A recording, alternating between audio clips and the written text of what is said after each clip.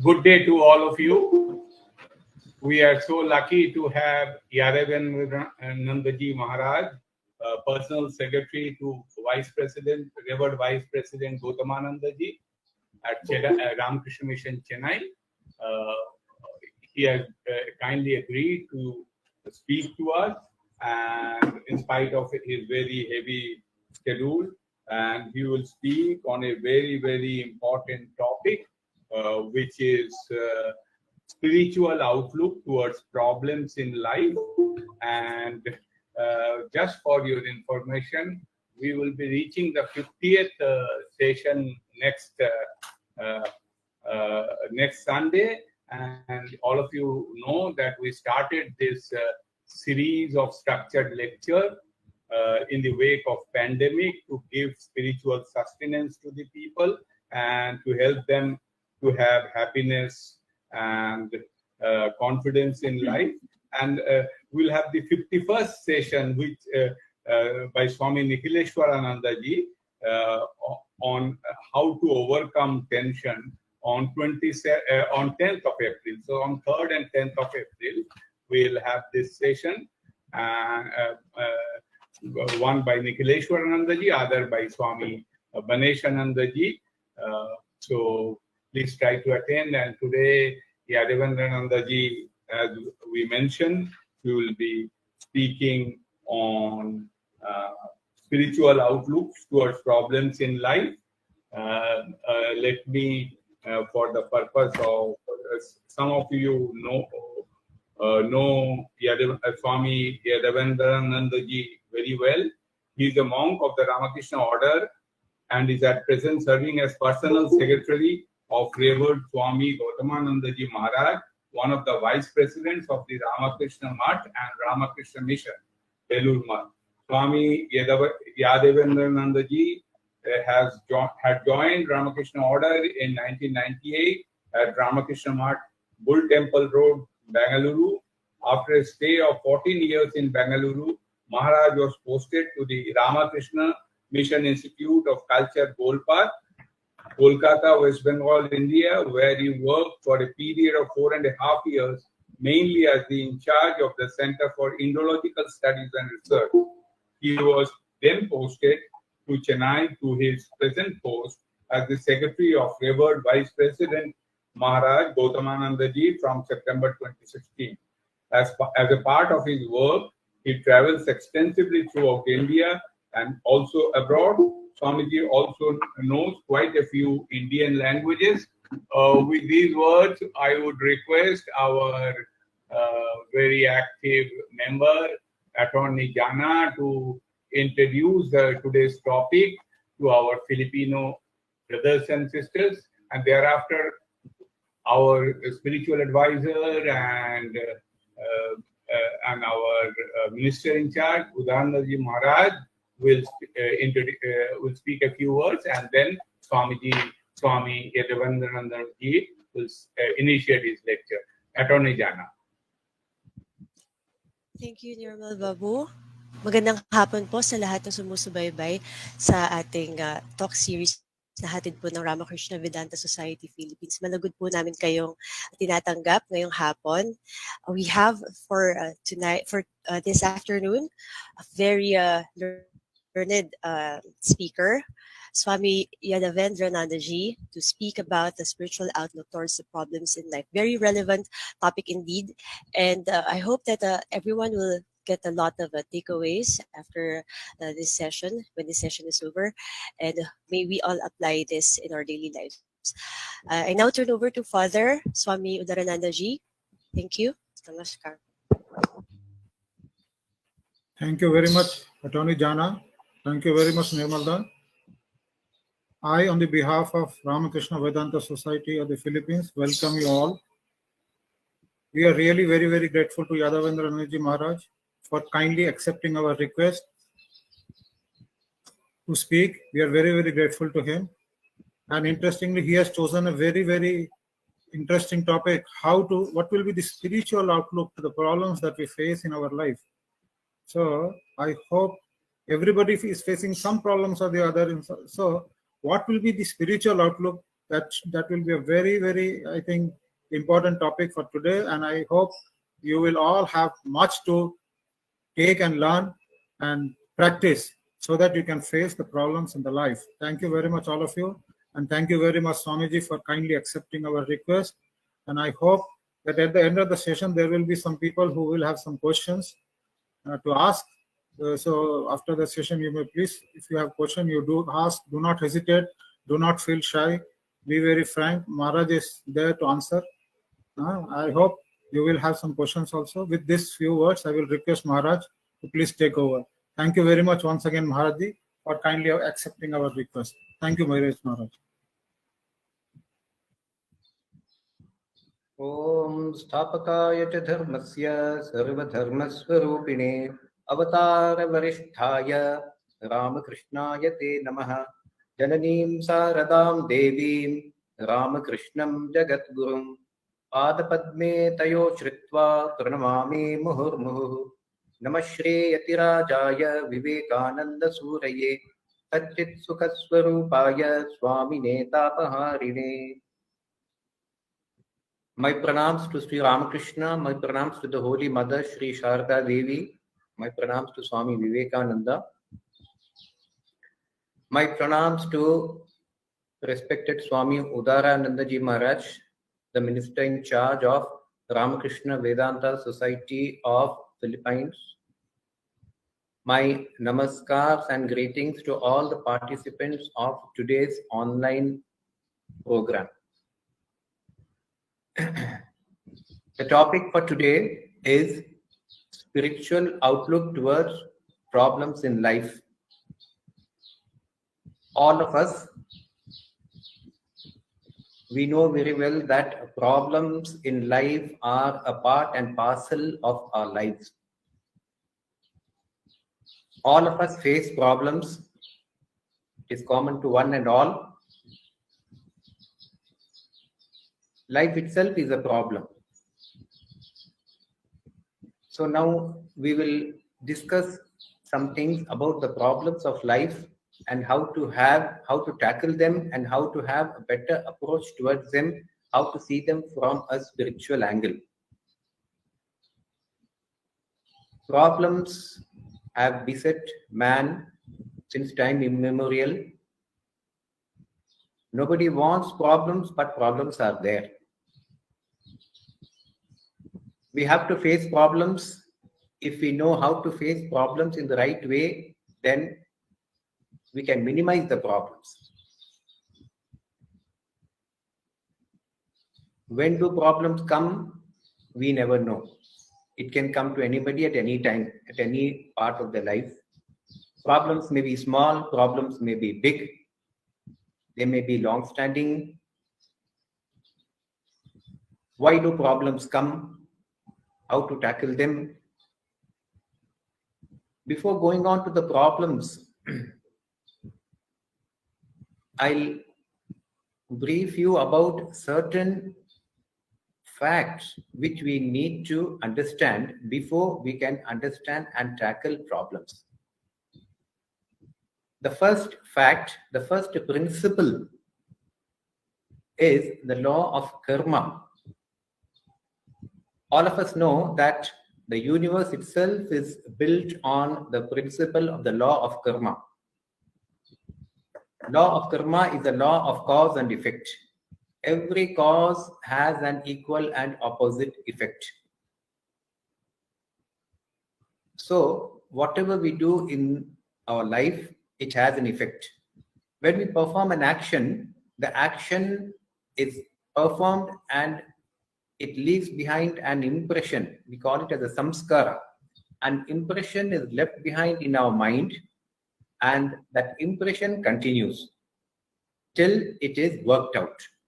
Somewhere in some place, in some life, that impression gets worked out. So we have innumerable impressions in our mind, thousands and thousands of them.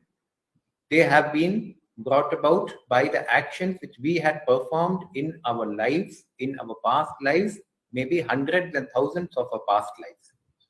So these impressions are there. The sum total of these impressions in our mind, these samskaras, these karmas which are to be worked out, we put them in one category. We say that they belong to the group of sanchita karmas, all the accumulated karmas, sanchita karmas. And out of the sanchita karma, a part of that sanchita karma is now manifesting as our life. My load of sanchita karma is a huge load, and from that, a part of those karmas they are now manifesting in my life, and these karmas are those that will determine how I will be, where I will be born, what will be the type of my life, what are the situations I will undergo, what are the problems I will face. These prarabdha karma will determine all these. So now whatever is happening in my life is already predetermined, because the prarabdha karma that has now come out and it is working out through this life, that has already been fixed. So now all our problems, our sufferings and miseries are all stored up in the set of prarabdha karmas. Either they have been worked out or they are yet to be worked out. This law of karma we have to keep in mind. Unfortunately, most of us, we don't either believe in the law of karma, or even if we do, we don't take it seriously. If we take the law of karma seriously, then our actions would definitely be much, much better. We would be careful. It appears that the law of karma is already, it's a settled fact, and that nothing can be done. But one thing we have to remember, that whatever we are now is a result of our past actions, and that itself shows that whatever I'm going to be will be the result of the action which I'm going to perform now. So here we have a huge saving factor. So I can mold my future depending on the karma which I'm going to perform now. This law of karma we have to take into account. Then another fact which we have to admit is that the problems which we are facing in life, they are necessary. They have a meaning and they have a place in our lives. We only see that part of our life from our birth till our death, but we don't know, or rather we don't realize that this small life of mine is a part of a huge, long existence. I had been born 100,000 times before, and maybe I'll have so many other births. So this existence of mine, as I see it now, is a part of that continuous existence. So this I have to admit, and these problems which I'm facing and all the good things in life which I get, they are a part and parcel of that continuity, and they have the root somewhere else, and they have a meaning, they have a place in my life. I am growing, I am evolving, and in my evolution, every act, every situation in my life, it plays a part. It plays a role in my evolution. So all the problems which we are facing, they have a meaning, and they are not totally unwanted, or they are not baseless. They have some base, and they have a meaning, and they have an importance in our lives. This second thing that we have to admit. Another thing is that problems are necessary in life if we have to have happiness in life. We cannot expect to have happiness in life without having problems. They are obverse and reverse of the same coin. The Holy Mother says that if you didn't have miseries, you won't have happiness also. If there were no darkness, there wouldn't be the concept of light. Just because there's darkness, I'll compare light with darkness and say that now it is lighted, now it is bright, then it was dark. So if I am to have happiness, I have to have problems. if my life was full of happiness, the happiness would not be termed as happiness at all. Maybe that was some of the meaning. So the very fact that I am happy and I want happiness shows that I must have problems in life. This fact we have to admit. And then we all actually don't want problems, but we are forced to face problems, to undergo problems in life. But the simple fact we have to know that problems have a beginning, problems have an end. They are not eternal. They are not going to be with us eternally in the sense that any one particular problem. Problems in general will be there, but problems in particular, they have a beginning and they have an end. This important fact we have to keep in mind. Then we have to understand matters regarding our life, regarding problems in life, regarding other people in life, regarding the world, regarding God. We have to understand so many things if we are to see the problems in the right manner. So this understanding, even if it is intellectual understanding, it is necessary to see things in the right perspective. And then another fact that we have to keep in mind is that our attitude towards the problems in life is very, very important. Problems will be coming, but if we have the proper attitude towards the problems, we can perhaps face the problems more boldly, and the impact that they will have on us, the effect of the problems will not be so severe. We can pass through the problems smoothly if we have the proper attitude.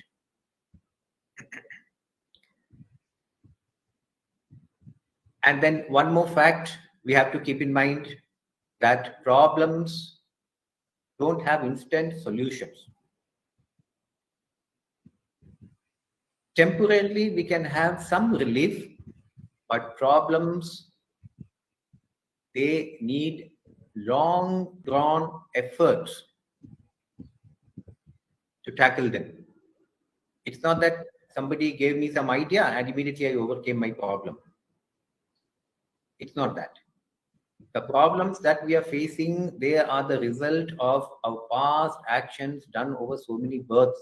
What those actions are, we don't know, but we have to work them out.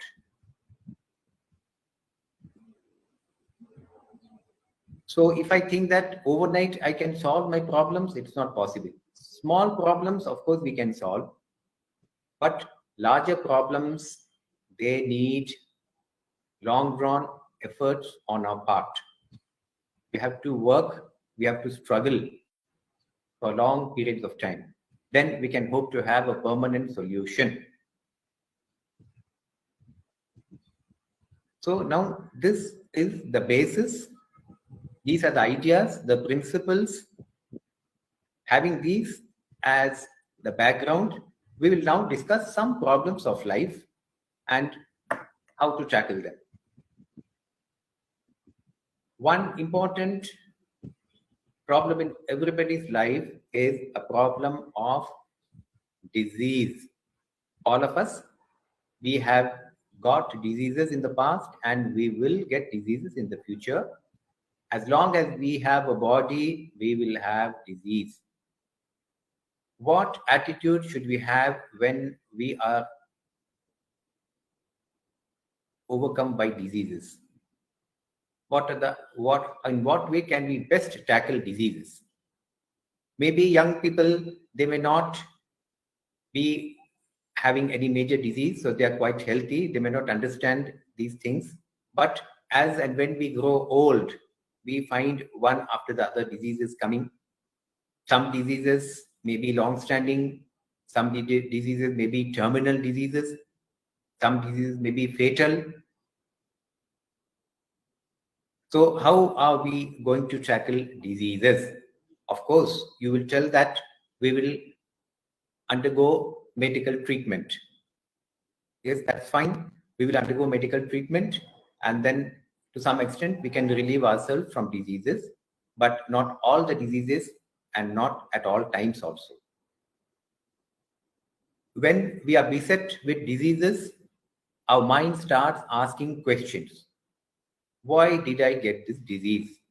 Why am I suffering? What did I do that I have got this disease? Why has not my neighbor got this disease? Why only me? Has God punished me? So many such questions, they crop up in our minds. So we have to have convincing replies to all these questions. The first thing is that diseases have been brought about by ourselves, not by anybody else. Our own karma is the cause of the disease that we are suffering from. So no use blaming anybody, more so blaming God. God has not given us this disease. God has not punished us. Why should God be partial? Why should he have, does he have any vengeance towards me in particular? Is he partial towards me? No. All that I am undergoing now is a result of my own actions. So this is the first thing that I have to accept. I have done something in the past as a result of which I have got this disease. So first, stop complaining. If at all we have to complain, we have to complain against our own selves. Why did you do such actions that you have come to such a state? You have to ask our own self. And then if the disease is really bad, then we will promise that I will never more do any such thing which will again put me in such a situation. Second point is, like I told you about the workload, our load of karmas that we are carrying along with us. We have a huge load of sanchita karmas and a small part of that karmas which is fructifying in this birth. So now if I undergo some disease, so it follows that the disease, the karma is being worked out. Naturally, if the disease is the cause, the karma is the cause of the disease, naturally, if I suffer, then the karma is getting worked out. So that much karma is now less. Thank God I'm working it out now through this disease. I have some knowledge about these things, so I can have a healthy outlook towards this problem and I can work it out. This is one positive thing about diseases. Then another thing is that diseases, they have a beginning, they have an end, they will come, they will go. We can have treatment and perhaps they will get rid of diseases also. Another positive aspect of disease is that it generates vairagya, renunciation. When I suffer, then I have a sort of distaste for the world. I don't want this world anymore. I don't want to indulge myself in enjoyments which are going to beget disease. I will develop a vairagya. That is very important. Otherwise, if we were healthy, we would never even think about these things, even aside developing vairagya. So it will help me in developing vairagya. And another good point is that we will have faith in God. We will move towards God. We will try to hold on to God. We will have more love for God. Because we are seeing the world which is giving us pain, and so we want to get out of this pain. So we want to hold on to God, which will give me peace, which will give me joy, which will give me bliss. So that will help us in holding on to God. We can remember our Kunti asking Sri Krishna to give her more sufferings. The gospel, Sri Ramakrishna says, Kunti once asked Sri Krishna, "Oh Krishna, please give me sufferings." Then when it was asked, "Why is it that you are asking for suffering, whereas you could have asked for some boons?" She said, "Oh Krishna, only when I suffer do I remember you. Otherwise I don't. So please give me suffering that at least I may remember you." So remembering the Lord is such an important thing in our lives that come what may, we have to remember the Lord, even if it be through diseases and suffering. We have to remember the Lord. So the diseases will help us in remembering the Lord. So another thing is that when we are overcome by diseases, we start having so many types of negative thoughts, so many types of negative feelings.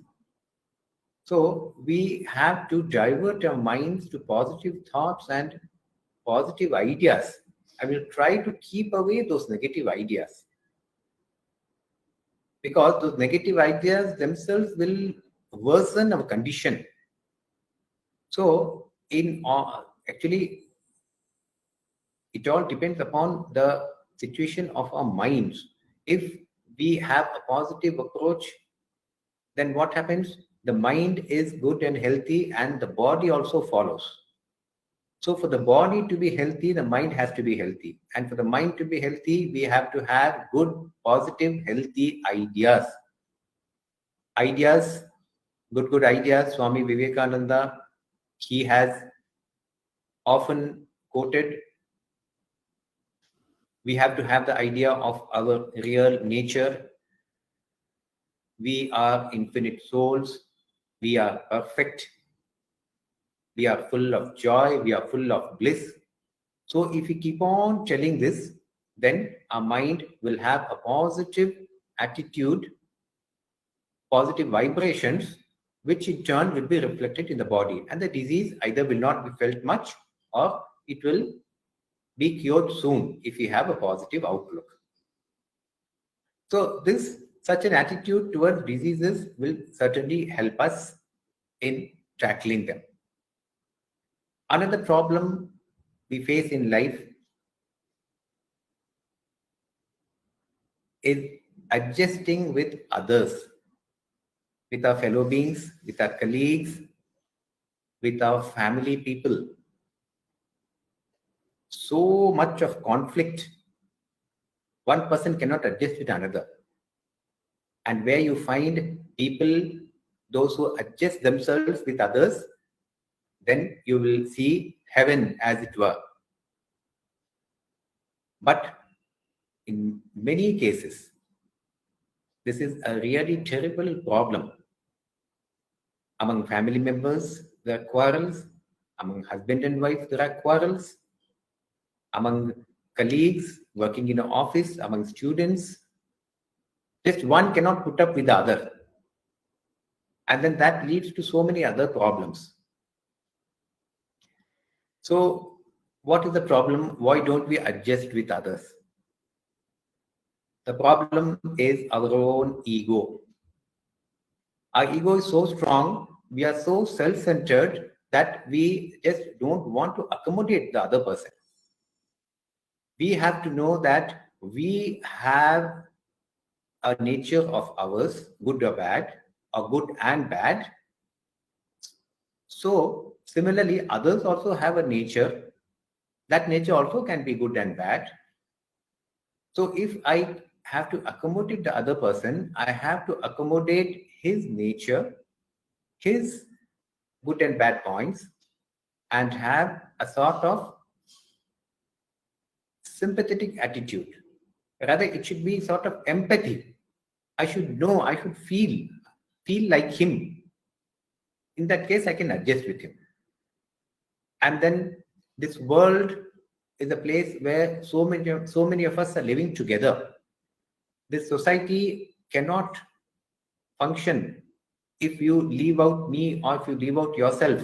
All of us are parts of the society, and we have to be in society. We have to adjust with one another. I cannot be alone, live separately. You cannot live separately. It is a sort of combined holistic living. And we have to have this in mind, that we have to get along with others if this world has to be a peaceful place to live in.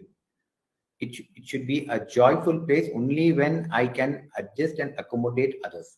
This selfishness, this self-centeredness will not do. We have to open up, we have to broaden, we have to think about others, and we have to put up with their good and bad natures. So by doing so, we will be creating a sort of good environment around ourselves. Even the vibrations that emanate from us will be good. It will influence others. If I am selfish, if I am self-centered, then I will be affecting my surroundings also in the same way. And if I am unselfish, if I am accommodative, if I am broad, if I am Catholic, then I will also be affecting my environment in the same way. So these ideas will help other people also in overcoming the self-centeredness. So we have to accommodate, we have to adjust. If not anything, at least we can keep quiet.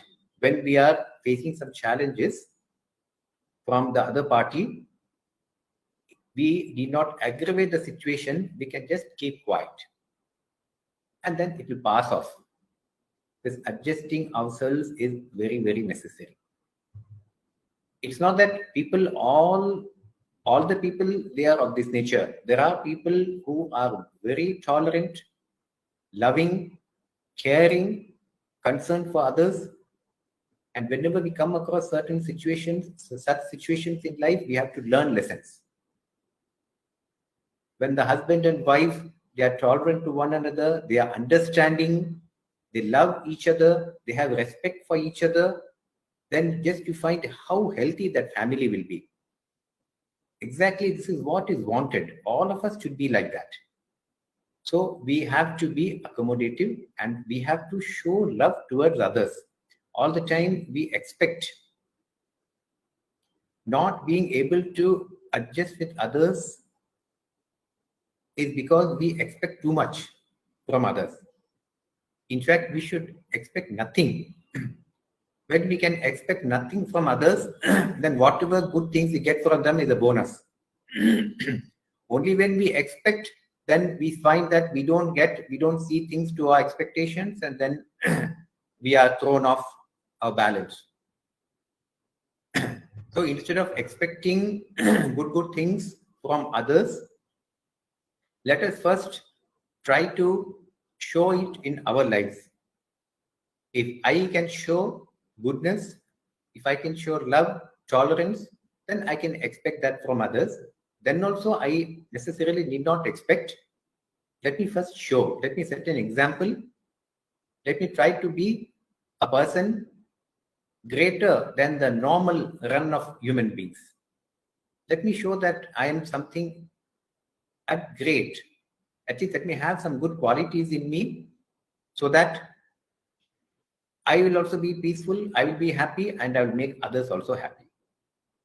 So this love, this concern, this care for others, this is very, very necessary when it comes to living a peaceful life in this world.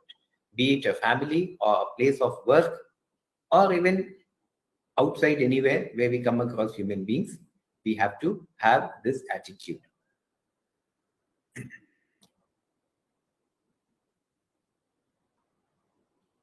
Another problem we face in our life,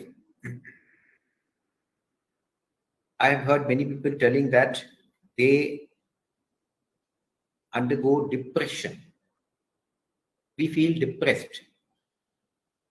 Many are there who have gone so deep into that they are not able to come out of it. They have had to approach doctors.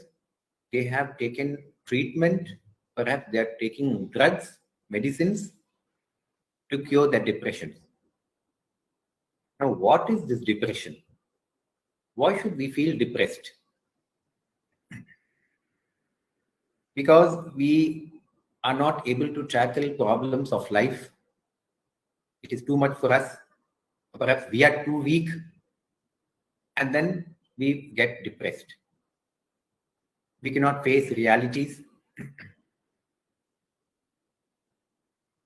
This depression actually is a common thing. All of us, we get depression. All of us, we do undergo depression. But the thing is, we don't pay so much importance to it, or we know how to overcome it. Immediately, we just push it off, and then we go about doing our work, and then the depression goes away. Or a little bit of right positive thinking will remove that depression. So all of us, we have undergone depression, and we will also be undergoing depression. But only when that depression becomes so deep-rooted, it is continuous process. It is affecting my life, my body, my work, my relationship with others, my mental state, then it is a problem. And this depression, it has to be treated. Actually, counseling is necessary. Through counseling, most of the depressions can be overcome. But you need a proper person who will understand, who will go deep into your life, the activities of your life, the events of your life, and then he will show you the right way of seeing things. Then perhaps you can come out of a depression. But perhaps we may not be in a position to get such people, or we may be too shy to open up ourselves. So why not be our own counselors? Why not counsel ourselves? Now what happens is that we want something, we expect something, we don't get it, and then we start thinking very negatively about it, and then it continues. Actually, we don't have enough mental strength to simply just brush it aside. So what happens? We keep on brooding over it. Once we keep on brooding, it assumes larger and larger proportions. So once it assumes larger proportions, then we see that we get trapped in it and we're not able to come out. The effort that we are putting in, or the strength that we have, is not enough to pull us out of that. So these depressive thoughts have to be countered right in the beginning. And we have to have positive thoughts. If I want something and if I don't get it, so I should know that whatever I want, I necessarily need not get it. Perhaps it is not in my fate that I should get it. And everything that we get, or everything that we come across in our lives, they are determined by so many factors. Only our self-effort will not get us whatever we want. Of course, we have to put self-effort, but there are so many other factors working. And we have to know that these factors are the cause of whatever we are getting.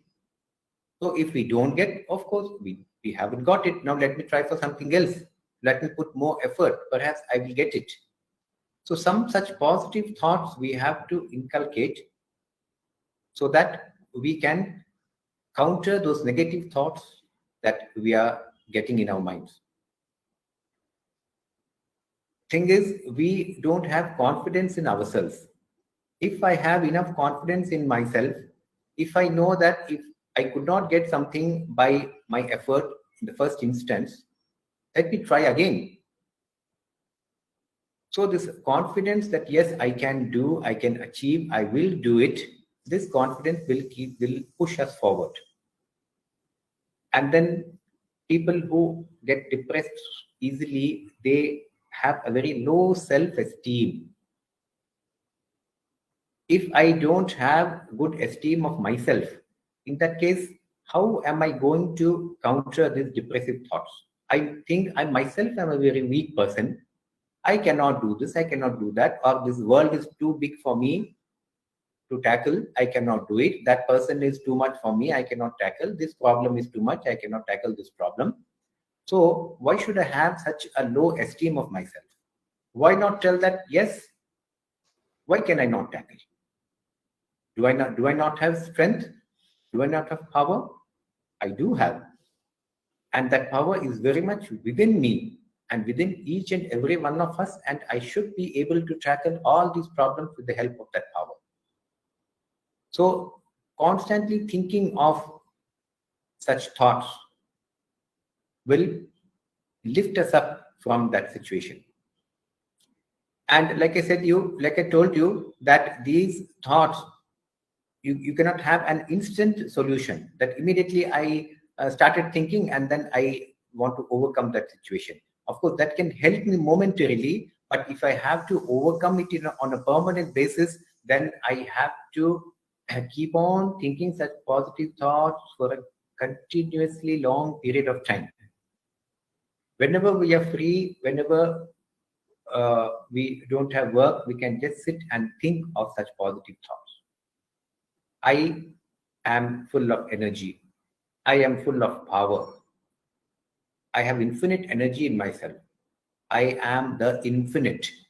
So all things in this world are nothing as compared to me. So these such thoughts will make us bigger. So the problems by themselves, they are not so big. When we think ourselves to be small, then the problems appear very big.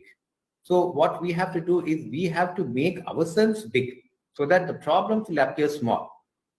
And constantly putting these thoughts in our minds, we can have a higher, a better impression of ourselves.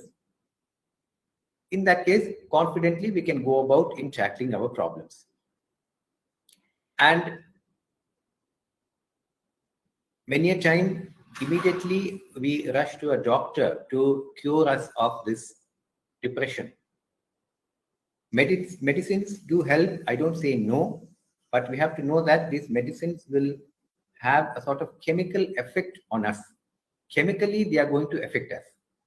So now what we want is not a chemical effect. We want ideas, positive ideas, ideas which come from a positive outlook.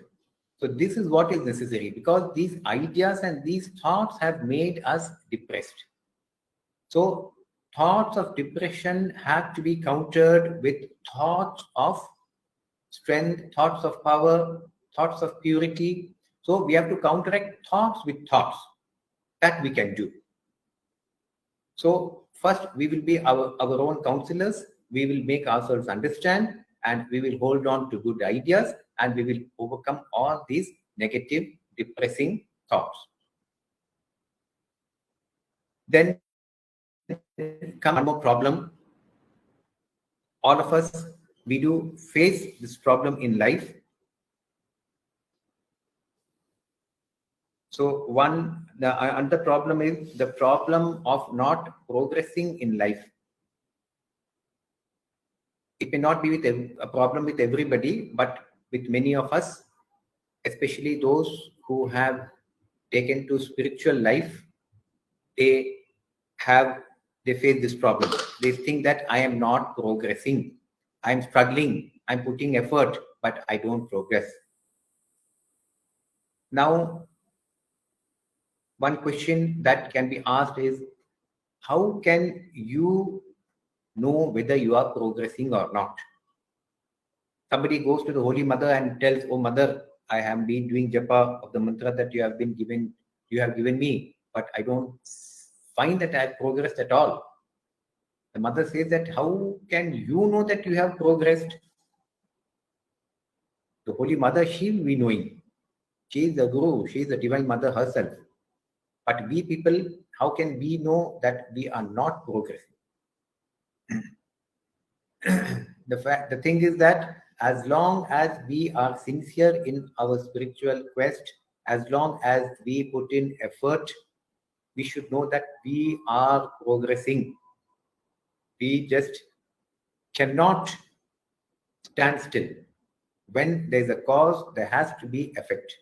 The thing is that perhaps in us, we have too many samskaras to be worked out. Our nature is too strong, and maybe our sense organs are too strong. They are not allowing us to move forward. That could be, but the effort that we are putting that will not go in vain. We have to go by this path. We have to put effort, and step by step we have to overcome. We have to progress. So every step has its own impact. So we cannot do by missing even one step. Every step has its importance and it has its contribution in our spiritual progress. As long as we are contributing, as long as we are putting in our efforts, we need not worry. If we find certain obstacles in our spiritual lives, if we find negative thoughts coming up in our minds, we should know that these thoughts are due to our past samskaras, our past habits. They come, so we need not pay so much of importance to these thoughts. So the moment you pay importance to these thoughts and then you stop your efforts or you get overwhelmed by those thoughts, then your progress will be affected. So the right attitude towards these backslidings, as Swamiji puts it, our proper attitude toward these obstacles is not to pay importance to them. We have to be positive. We have to be putting effort, and that will be our only focus. Whatever other negative things which are pulling us down, let them come. I'm not going to pay importance to all those things. But that is not my goal. My goal is to move forward. When I move from the west towards the east, my job is just to walk towards the east. I did not catch hold of the west and push it, telling that, oh west, I don't want you. I want to go towards the east. So in order to go towards the east, I simply have to be walking towards the east. And any obstacle that may come on my path, I'll just ignore the obstacles and I'll move forward. Moving forward actually is one way of either ignoring them or overcoming them. Just move forward, move forward, move forward. Keep on doing what you are doing. Someday or the other, these obstacles, however big they may appear, they have to give up. Because as long as we don't feed these obstacles and make them bigger, we need not worry. Only when we are going to feed these obstacles in our spiritual lives and then we are going to make them grow bigger, then we find it really a big problem. So instead of feeding those obstacles in life, we will not feed them and we will just ignore them. We will focus on our efforts and move forward. Let them come, they will go. The Bhagavad Gita, it is said about these obstacles, Agama paino anidyaha. They come, they go. They are impermanent. So we need not pay much importance to them. That is one way of overcoming those obstacles. And then another problem which we face in our spiritual lives is that we start comparing ourselves with others. We should know as a settled fact that each one of us, we are unique. If I am going to compare myself with somebody, I am the greatest fool. I have 100,000 of births behind me, which is the cause of what I am today. That person has different 100,000 births behind him as a cause of which he what he is today. So how is it that I am going to compare myself with him? Comparing itself is a very stupid thing. I should not compare. I should know what I am. As long as I am sincere, it doesn't matter. He may be getting so many things, I may not be getting, but it's no reason why I should compare with him and be depressed that why he's getting it, but I'm not getting it. God is there for me as much as for him. God will help him. God will also help me. God knows where to put me and which path to make me go. He knows it. So if I am following a particular path, then that is the best for me, and my progress will be in and through that path according to my effort, according to my nature, and according to God's grace. So these three things will determine what I'm going to get, how much I'm going to get, when I'm going to get. So comparing ourselves with others is just not the thing that we have to do. Never. Only sincerity. And if we are sincere, even if the path which we have chosen is not right, our sincerity itself will bring down the grace of God and put us in the track in which we are supposed to go. That much is enough, and that much God expects from us. How much of sadhana I have done, how much of japa I have done, or how much I have meditated, that may not be the criterion in which God judges me. But the fact that I am sincere, I am putting forth the maximum possible effort to reach my goal. If we are sincere, if we put forth our maximum possible effort, I don't think there's anything which will prevent God from showing His grace. God will certainly show His grace on us. However weak we may think ourselves to be, and however unprotective our actions may seem to be, God knows at the right time He will give the right thing. So having God with us, knowing for sure that God is with each and every one of us, God is helping us, God will catch hold of us by our hands and He will take us towards the goal. All the time affirming this truth will give us a lot of strength. We will really feel strong in the strength of God.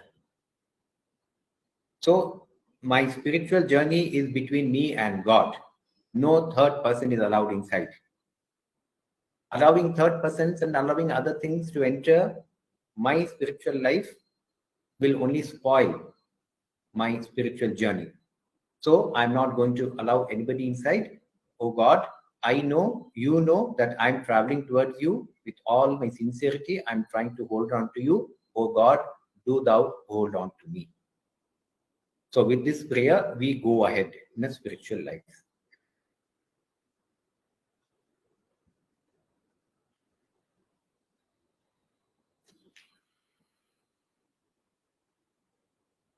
I think now I'll wind up. Mr. Ganguly? Yes, Maharajji, I think it has many takeaways. Thank you, Maharajji. Especially the reassuring part is that God is helping us and God is holding our hand. And the last thing, in our journey, in our spiritual journey, it is between us and God. Nobody, no third person in between. What a reassurance. And if we can realize that, I think we can progress confidently. So we have a very distinguished person in our audience, Mr. G.K. Tan. G.K. Tan has been from the age of 16, although he's from Philippines, he has been studying Bhagavad Gita. So G.K. Tan, do you have any observation to make or any question to ask from our Maharajji? Mr. G.K. Tan. Yes, thank you very much.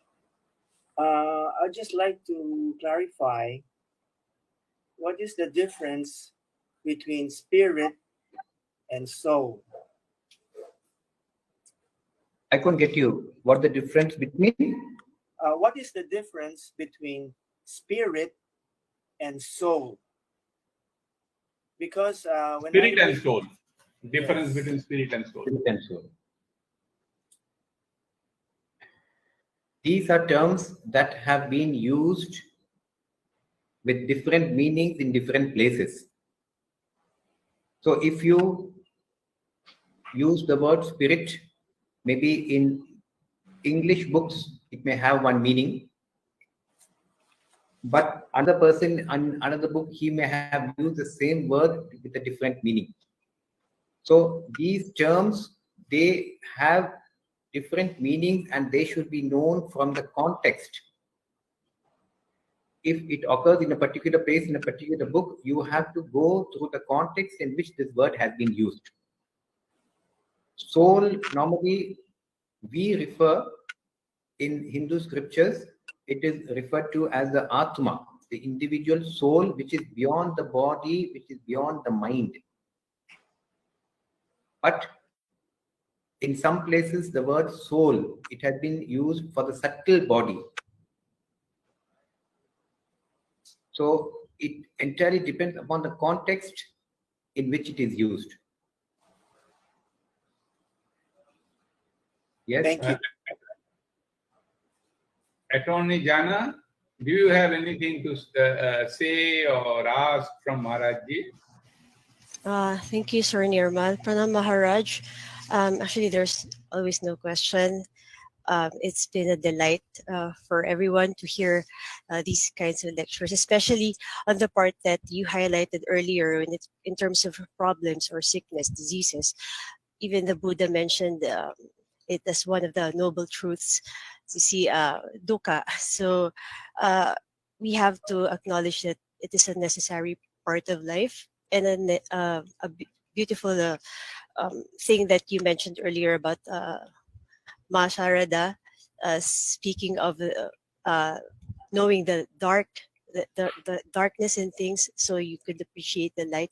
And then so in one of my conversations with some of my friends before, we also tackled the same thing, like you cannot really appreciate what is beautiful unless you've seen something not so pleasant in the eyes, or you cannot really appreciate what is fragrant unless you've smelled something stinky. So it's a nice thing that people appreciate that these problems, these hurdles that we encounter in life are very much necessary in order for us to appreciate the gifts, the blessings that we are receiving in life. So thank you, Maharaj, for gracing us with your presence tonight. Pranams. Namaste.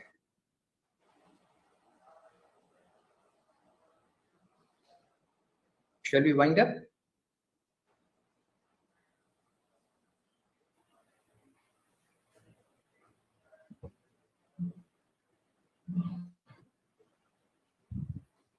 Sir Nirmal, you're muted. Nirmal, you have to unmute. So we have a formal vote of thanks, but before that, Hiranya, would you have anything to ask or say, Hiranya or Aparnadi? No, Nirmal. Aparnadi, do you have anything?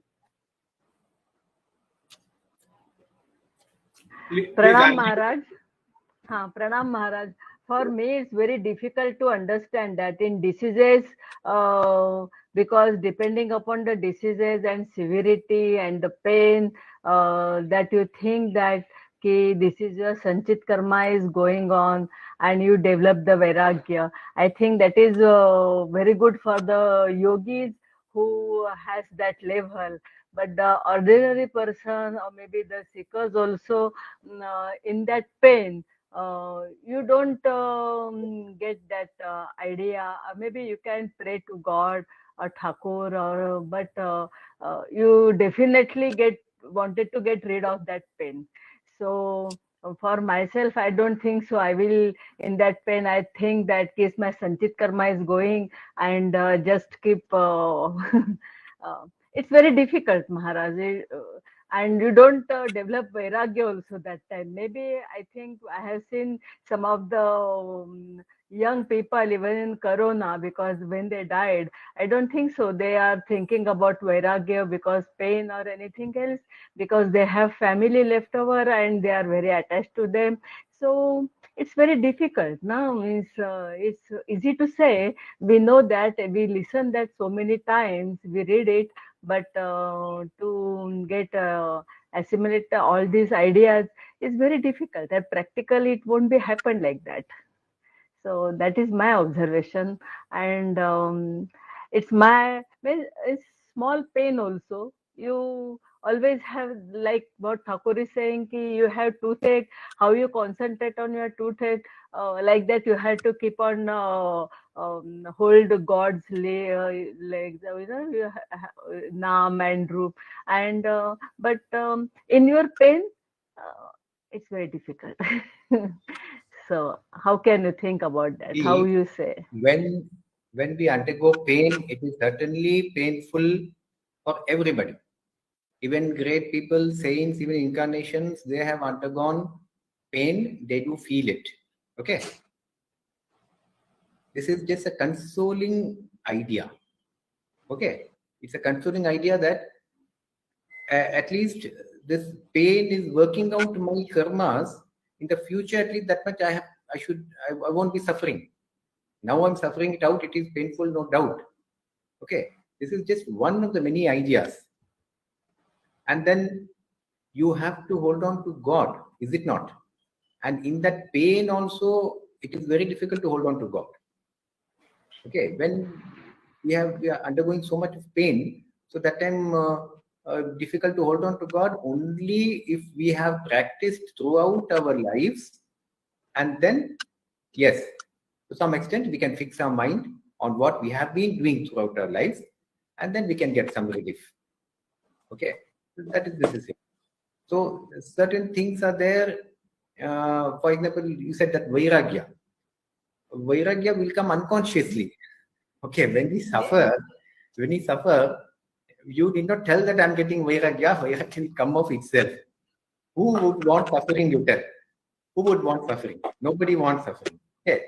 So when I am bound to suffer in spite of myself, okay, so when I'm seeing that this is the world, this is life, if I have a nice, healthy, comfortable life, okay, certainly you're not going to get vairagya.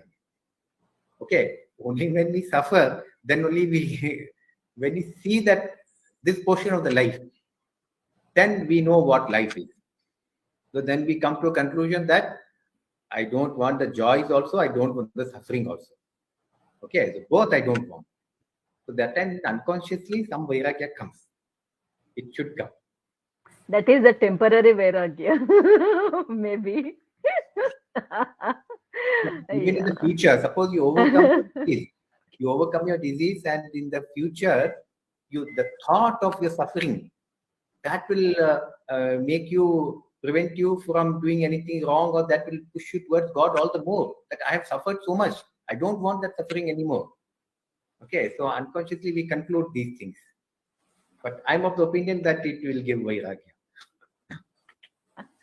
Thank you, Maharaj. Thank you very much, Maharajji. Ganeshanandaji Maharajji is there, and he has been a source of inspiration for all of us. So thank you, Ganeshanandaji, for being with us for this session too, and your constant encouragement and inspiration help us to carry on the program effectively. Bandana wants to ask something. Bandana Sarkar from Muscat. Oh, yes, Bandana ji, please speak. Thank you.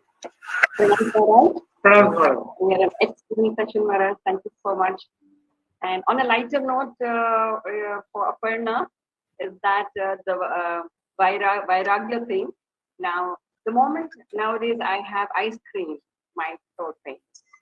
So, the moment I see ice cream and everybody forces me to have ice cream, I said no, because I know the pain, that it gives me. So that has given me vairagya of ice cream, on a lighter note. So never to have ice cream. And if I have ice cream, my throat pains. Okay. No, Maharaj, that is okay. That is okay. But that is that. I'm Vandana ji, I'm not saying about that. I'm saying about real pain. If it is body pain, if it is somewhere in the in your body, it's pain. Then you can't concentrate. Even for the morning session, if you want to sit for the prayer or for the meditation or for anything else, and of course, means what Maharaj ji was saying, ki you welcome the problem, so you can get rid of your worldly life and you can go to the more to the God. But for my observation, sometimes we feel if the problems is not solved, then sometimes we blame to God also. Then it's another way of doing. We don't console ourselves. Oh, these are the problems, because in without my mistake, if I get any problems, then naturally we can't console ourselves. We always take a help of God. Okay, God, please give me the relief, or please go through these problems. And the problem does not solve according to me, then most of the people they blame God. Okay, God did not help me in that.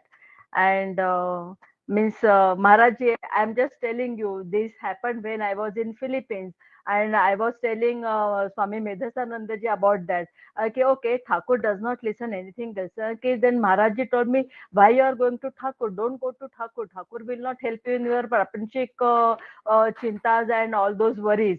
Go to Ma and tell her. She will help you in this way. Thakur will not help you, in the other way. Yeah, I'm just telling you this example. That's what Swamiji Medhasanandaji told me that time, of course. But this is my observation, just to tell. Yeah, just I'm sharing. Thank you.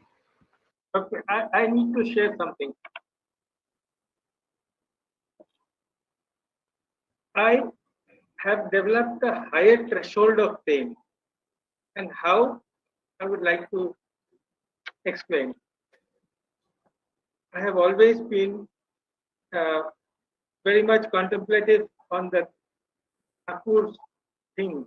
Thakur had throat cancer, and devotees used to say that you are touching and blessing so many, and they are comforted. Why don't you comfort yourself? And when he answered, that answer is impressed upon me, embossed upon me, that this is just a cage. And like Swamiji said, even the avatars have to go through the pain when they take human birth. So that has really given me a lot of strength. And many a times I see myself having a much higher threshold than many others, because of this thought. Immediately I think of Thakur, and I immediately get that, motivation, that energy, that this is just nothing. Put it aside. This is just the body. Don't take too much heed to it. Otherwise, it will stand on your head and do Tandava, as Swamiji said. So, having done that, distracting myself away from the pain, I find that my threshold increases. Okay, thank effective. you. Maybe I have to do more sadhana for myself. I have to increase my sadhana. Thank you very much. Maharaj, regarding the Sanchita Karma, I had to ask, you had said that in the law of karma, there is Sanchita Karma, and is there any other karma you mentioned, Maharaj? I missed. Prarabdha karma. The karma which we are undergoing in this life is prarabdha, and sanchita is the whole load of karmas, of which prarabdha is a part. It is getting worked out in this life.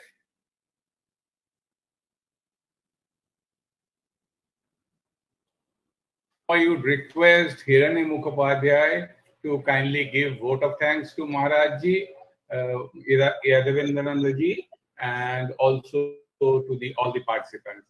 Hiranya. Yes, Maharaj, Pranab Maharaj.